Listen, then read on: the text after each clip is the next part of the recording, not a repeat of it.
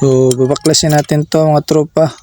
Kasi papalitan natin ng exhaust gasket o asbestos. Kasi singaw yung kanyang tambutso.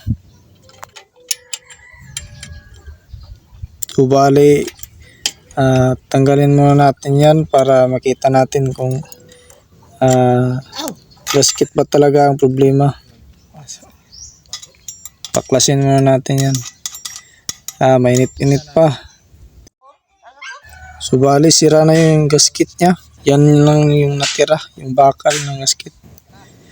So check muna natin ang tambutso kung may butas ba, baka nasa tubo naman o sa elbow. So mukhang wala naman, so pabilhin natin ng mayari ng exhaust gasket.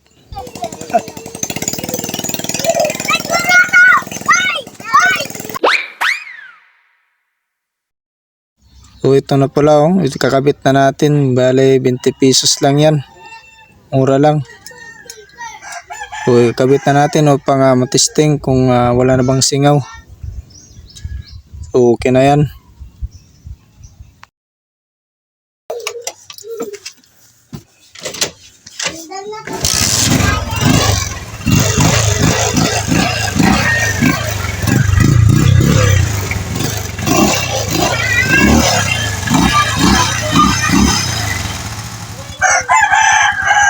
So walang singaw, goods na. Basic tips lang ito mga tropa.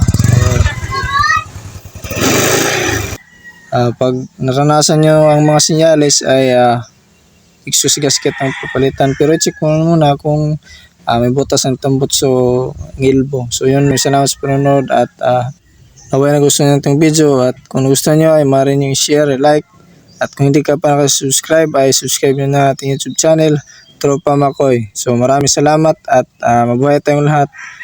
Ride safe.